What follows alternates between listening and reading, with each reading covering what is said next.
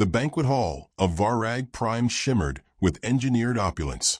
Crystalline arches pulsed faintly with blue light overhead, giving the ceiling the illusion of a breathing sky. The long obsidian table, flanked by species from 25 worlds, glistened with alien delicacies still twitching in their serving trays. Above it all, the Galactic King presided on his throne, draped in iridescent silk harvested from the back of living suns. His gills pulsed as he laughed, deep, wet, dismissive. General Cassandra Holt stood precisely 3 paces back from her chair, unseated, still gloved. Her dark uniform bore no medals, no factional flair, just a single crimson thread at the cuff, a thread only a human would recognize. Her posture was perfect, stillness weaponized. "Come, General," the king said, his wide mouth peeling into a grin that showed layered rows of translucent teeth. "You traveled all this way. You'll offend the table if you don't try the Ergoneo. It's still singing." "I'm afraid I'd hate to silence something beautiful," she replied with a smile as soft as snow on steel. "Besides, your hospitality sings louder." Around the table, dignitaries chuckled. The joke was diplomatic enough not to offend, veiled enough not to be understood. Cassie's eyes flicked to a young Vexery ambassador across the table. He was studying her, not her body, not her stance, but her silence. That one, she noted, was listening. "I must admit," the king boomed, plucking a live eel and crushing it between his fingers, "we expected someone more ceremonial. Humanity's first presence at the Galactic Concord, and they send a general rather than a chancellor." "I was once a teacher," Cassie said lightly, "but I found I lacked the patience." More laughter. Not everyone understood the cut, especially not the king, who was too amused by his own grandeur to notice how tightly her jaw set when he leaned forward. "We understand, of course," the king said, licking green fluid from his fingers. "Your species is young. You've only been spacefaring, 2 centuries? Still, I admire the effort. You're quite spirited, despite your limitations." Cassie tilted her head. "Limitations make the best tacticians. If you grow up knowing you can't outmuscle the world, you learn to outthink it." "And you believe humanity has outthought the galaxy?" he asked, eyes glittering. "We think differently," she said. "We feel more than you expect. And we remember." The room quieted, but only slightly. A fork clinked. A tentacle curled. A diplomatic aide whispered into a communicator. The air tasted like citrus and ozone, and somewhere behind her, her aide adjusted the neural uplink on her collar. "Well then," the king said, "let us drink to remembering. May your people's ghosts never outnumber their living." He laughed again. Cassie raised her glass. "To memory." They drank. But her eyes didn't leave his. She watched the king carefully as the speeches began. Each species took a moment to flatter the throne, to celebrate the expansion of unity, to offer peaceful intentions and promises of cooperation. When it was her turn, Cassie stood, but didn't approach the center dais. Instead, she looked down at her glass and said quietly, "We used to think peace was the absence of war. We learned that peace without justice is just the waiting room for vengeance." The table quieted again. She let the silence grow. Then she looked up. "But don't worry. We came in peace." Several ambassadors chuckled nervously. The king clapped his webbed hands. "Oh, the humans are poets now." Cassie smiled faintly. "Poets and orphans." It landed awkwardly. Some species didn't understand metaphor. Some understood too well. The king waved a dismissive hand.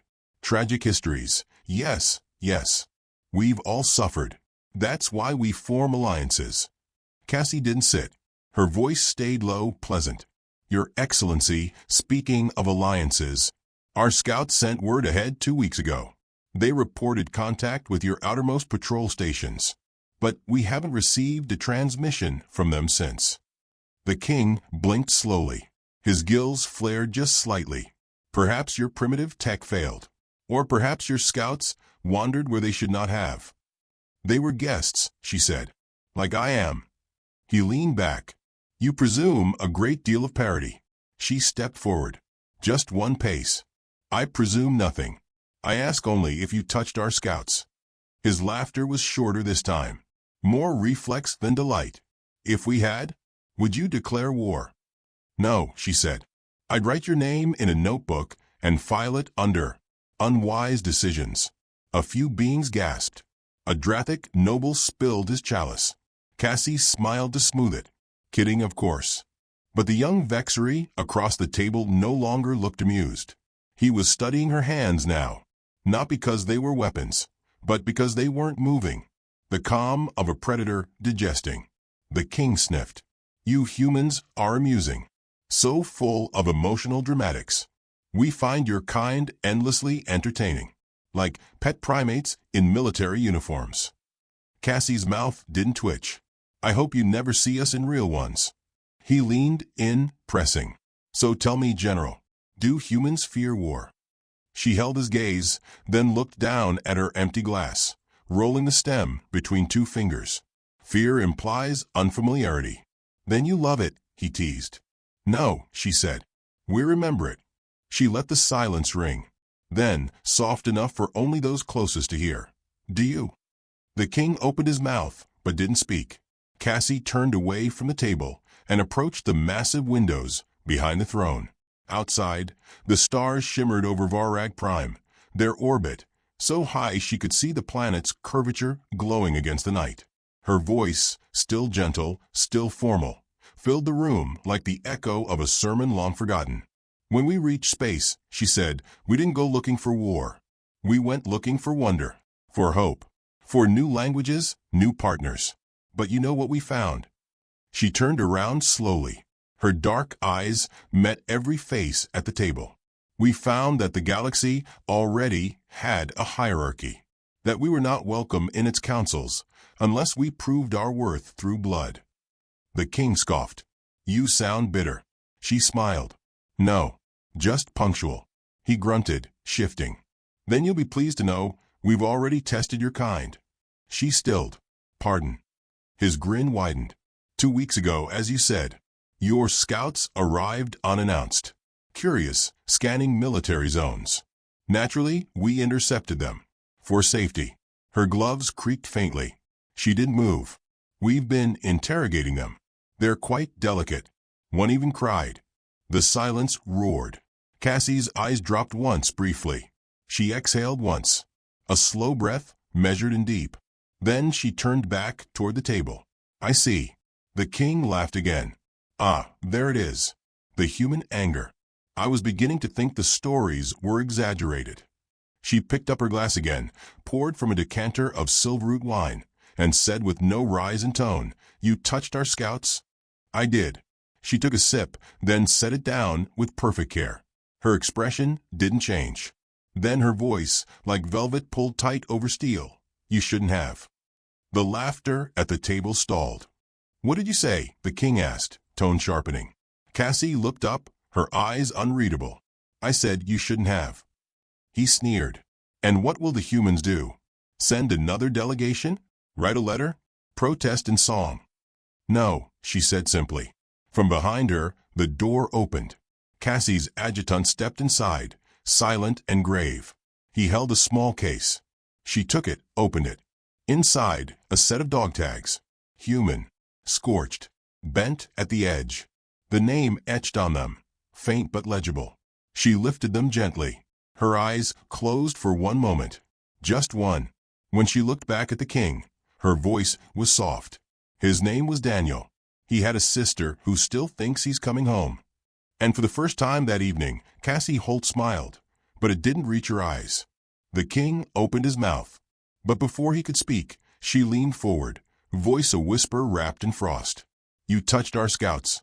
She snapped the case shut. Then hear me clear, your majesty. She stepped closer. No longer performing. No longer smiling. Earth is not afraid of war.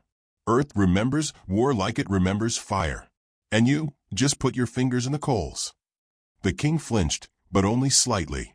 Around the table, no one moved. Even the ceiling's pulse seemed to dim. Cassie stepped back, gloved hands folding behind her spine.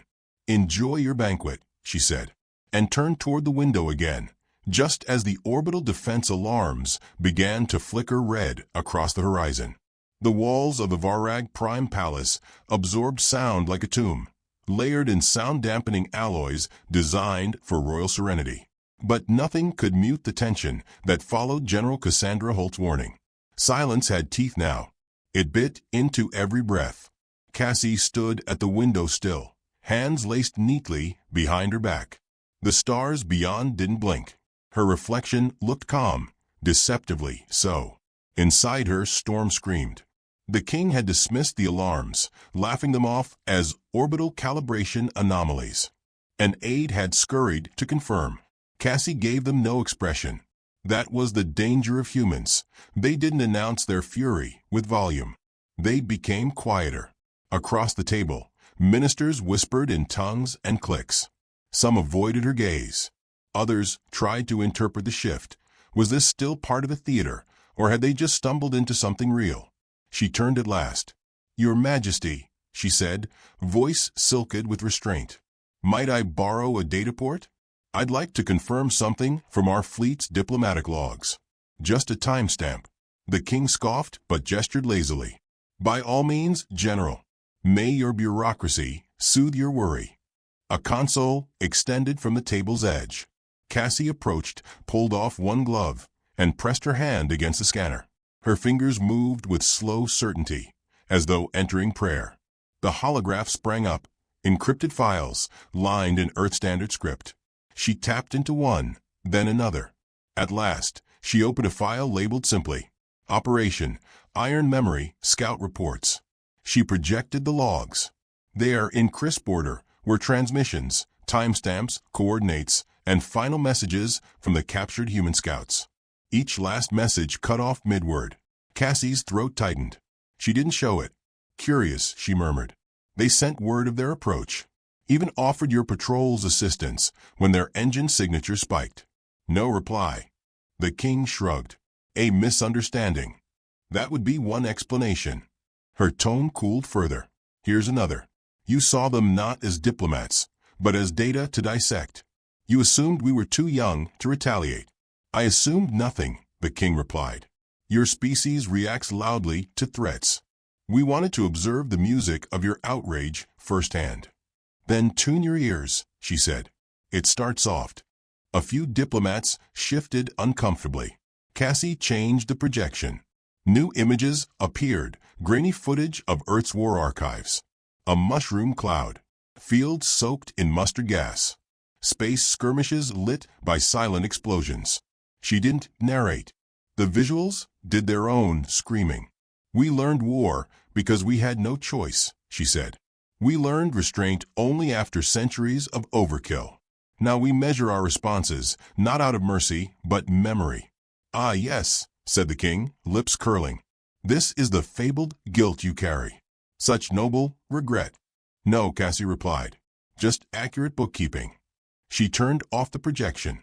One of the smaller ambassadors, a feathered diplomat from Thalex Minor, raised a nervous voice. "Surely humanity doesn't intend retaliation? This was an unfortunate mistake, not a declaration." Cassie smiled softly. "We haven't declared anything. But..." She walked slowly around the table, every step deliberate. "We have protocols. Earth's governments, they're democratic. Slow. Complicated.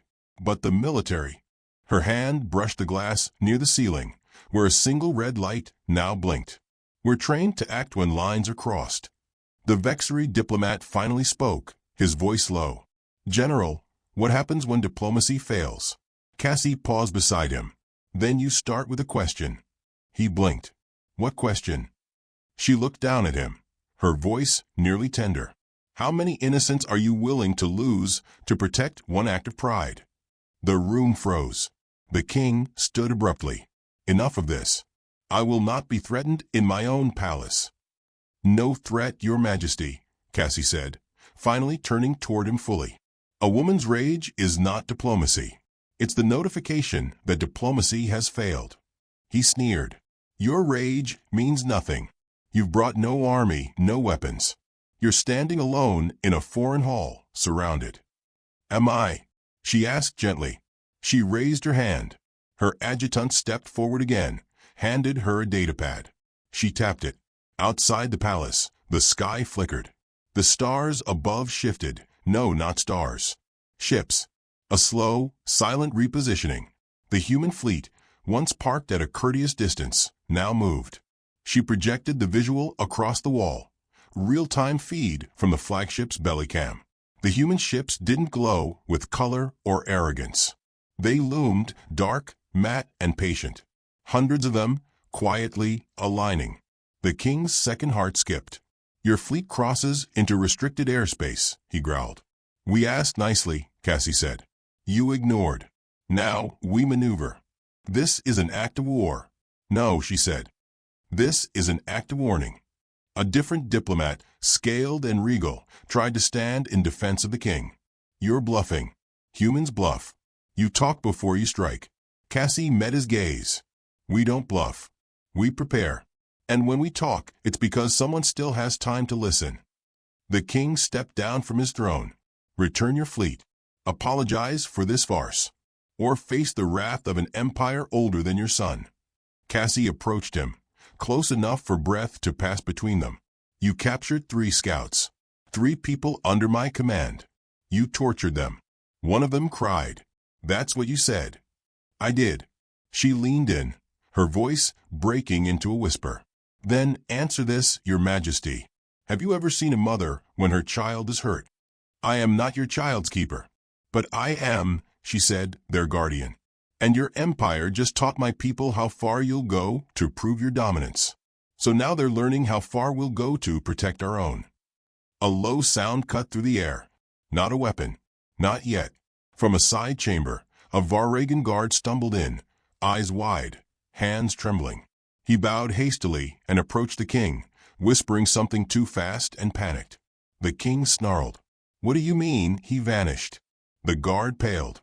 "The human scout, Your Majesty. He's gone." Cassie blinked slowly. "Gone." The king turned toward her. "Your fleet has no knowledge of his location, I assume?" Cassie frowned. "He was still in your custody." Another whisper entered the room from a neural relay.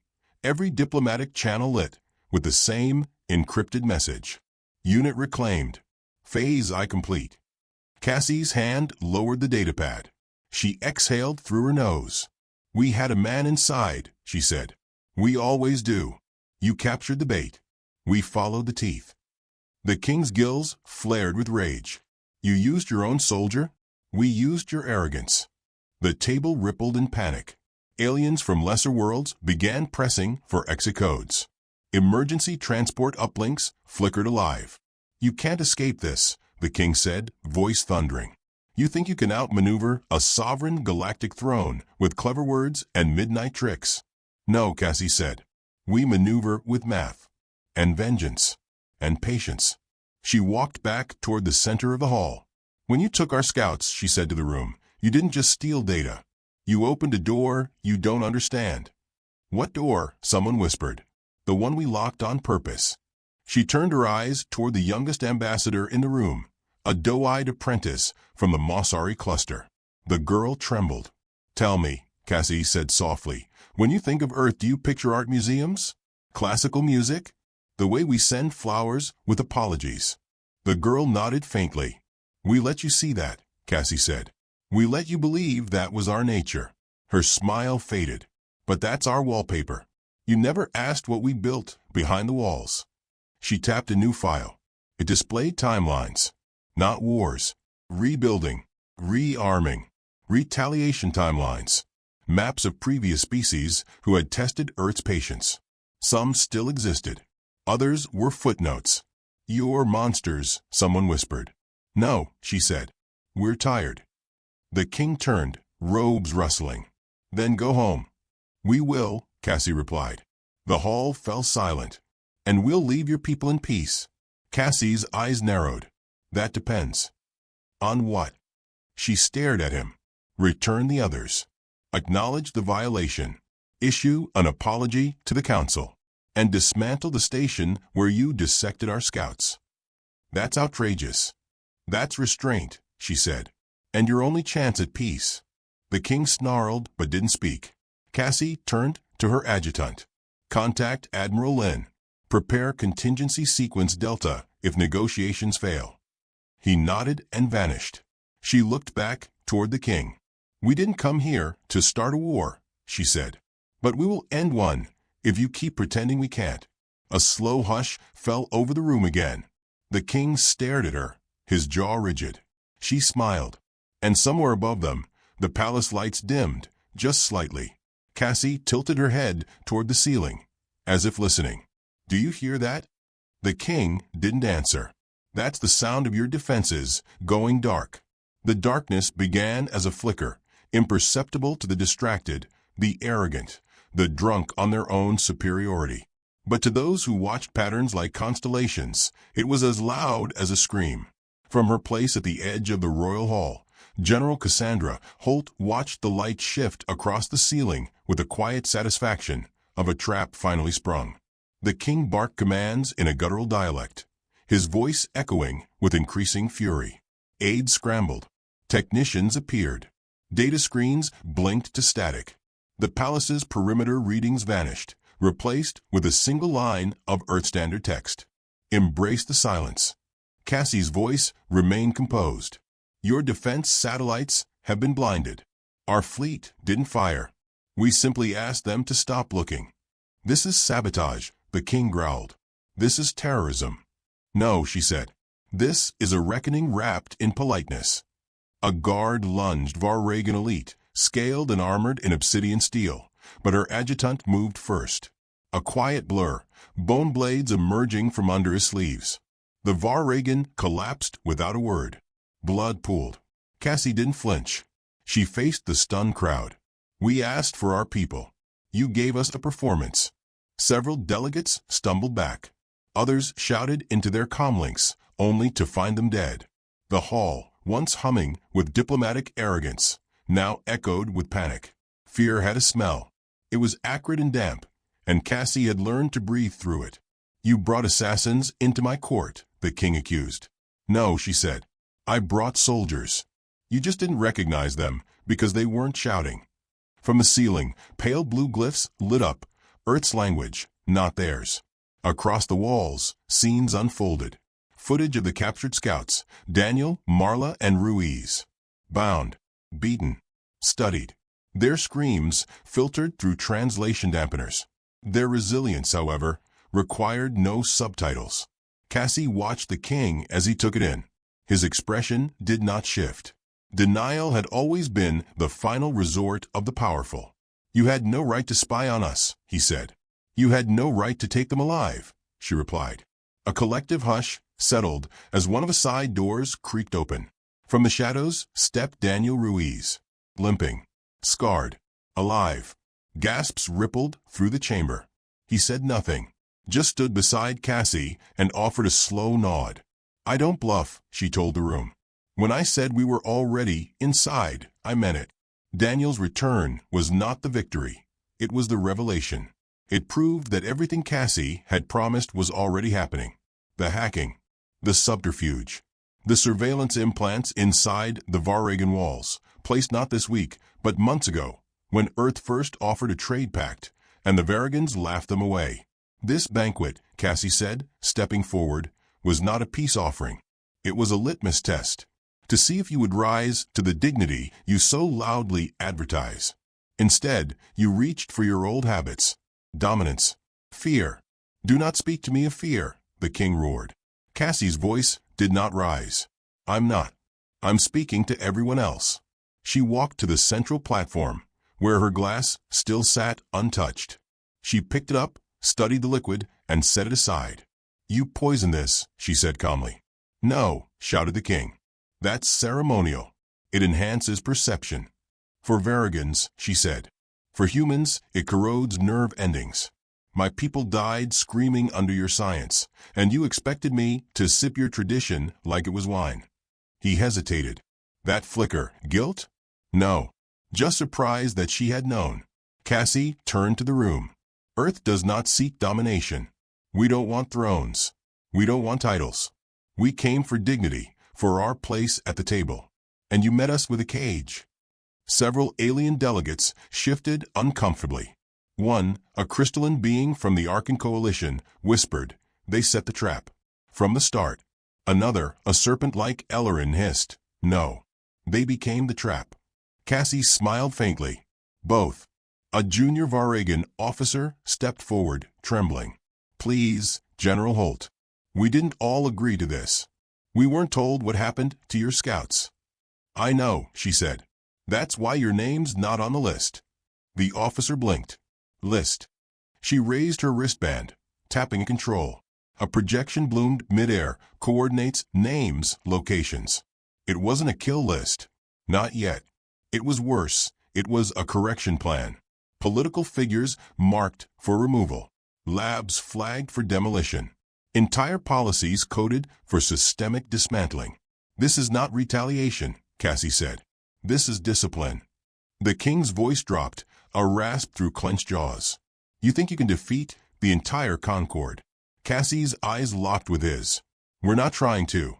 We're inviting them to reconsider who they're aligning with. A murmur spread, doubtful, fearful, curious. We didn't announce our arrival to the galaxy, she said. You did when you took our people. When you let their screams echo in sterile chambers, thinking no one would ever hear. Her eyes swept the room again. You wanted to see what humans would do when pushed. So now you've seen the prelude. The real opera is waiting for your answer. The king slumped against his throne, his breathing shallow. He looked to his ministers, but they would not meet his gaze. Their silence was louder than rebellion. One of them, an old sage with silvery facial tendrils, finally spoke. What do you want, General? Cassie's voice softened, but didn't lose edge. I want the tapes deleted. The scientists disavowed. The scouts compensated and honored. I want your confession broadcast across every neutral channel in the quadrant. The king spat. You want submission? No, she replied. I want truth, and peace that doesn't cost our bones. And if we refuse? Cassie considered the question the way one might consider a grain of sand in the wind. Then I turned my back, and I let Earth remember what it used to be before restraint became fashion. The old sage nodded slowly. And the trap? Cassie tilted her head. Oh, that's the best part. It's already done its job. How so? She smiled again, a trace of melancholy behind it. The trap wasn't for your soldiers. It was for your assumptions. As the realization sank into the chamber, into the bones of rulers and witnesses alike, another soft chime echoed through the air. Cassie turned her head. Go ahead. A voice spoke from her wristband. Ma'am, Phase 3 standing by. All orbital stations decrypted. Emergency beacons silenced. The galaxies listening. Cassie exhaled. The bait had drawn them all close. Their teeth had snapped shut on smoke. And now the leash pulled tight. The king straightened, making one final, desperate bid for control. You'll never be accepted for this. You've proven humanity is deceptive, manipulative, untrustworthy. Cassie's gaze didn't flinch. If that's your read of what happened here tonight, then I suppose you deserve what's coming. He snarled. You're monsters. No, she said. We're the mirror. She stepped down from the platform, the stillness in her walk far more terrifying than any weapon. Ruiz followed silently behind her. So did the blood. The doors opened for them without command. But before crossing the threshold, Cassie paused. You asked if we fear war, she said without turning. But fear isn't our instinct. Pattern recognition is. She finally looked back, eyes hard but not cruel. And what I see is a pattern you really don't want us to repeat. Then she walked out, and the doors, heavy as judgment, closed behind her. Inside, the king's throne flickered, its internal power grid pulsing with strange interference. And overhead, above the palace, a single human ship pivoted slowly, as if lining up a camera or a cannon. The command deck of the Vigilant Mourner thrummed beneath General Cassandra Holt's boots as she entered, her breath even, her eyes unreadable. Outside the panoramic viewport, the orbit of Varag Prime glittered with debris. Satellites stripped to function, not destroyed, just silenced. Each floating husk a statement. Each signal lost to the void a reminder. Status, she said, not turning. Her communications officer replied with precise cadence. Their planetary grid is blind. Outer defense rings are offline. Diplomatic channels are on hold. Local broadcasts have gone silent. Cassie walked to the center console and tapped her wrist to the neural ring embedded in the steel. A hollow bloomed, maps of the system, flickering with absence where once there had been activity. Not chaos, not blood, just quiet. That was the thing about humans. When they moved with fury, the galaxy heard screams. When they moved with purpose, there was only silence. Admiral Lin appeared on the display, his eyes narrow with calculation. They've begun scrambling regional fleets from the southern arc. 3 days out, maybe 4. Good, Cassie replied. Let them come. Lin didn't smile. Still no response to our demands. Cassie glanced to her left. Daniel Ruiz stood there rigid. The healing scars on his face glowed faintly under the low lights, reminders of the king's curiosity. He'd spoken little since his return. He didn't need to. No, she answered. They're waiting to see if we'll blink. Lin exhaled slowly. And will we? We already did, she said. That was their chance. The console chimed. A transmission tried to pierce their wall of jamming signals. Encrypted, jittering with interference. Cassie nodded to her aide. The message resolved into a static warped visual of the king. Not seated. Not adorned. Standing in what looked like a stripped-down subchamber. No throne, no court, no audience. General Holt, he said. You've made your point. Cassie didn't respond. You've crippled our grid, humiliated our court, threatened our legacy. You could have simply come to the council table, explained your grievances. But instead this. Cassie watched unmoving. The king continued. You mistake silence for strength. But strength is enduring the noise and remaining above it. Still, she said nothing. I won't beg, he finished. But I will ask you this. What would you have us do? Cassie looked toward Ruiz, then to her team. No one spoke.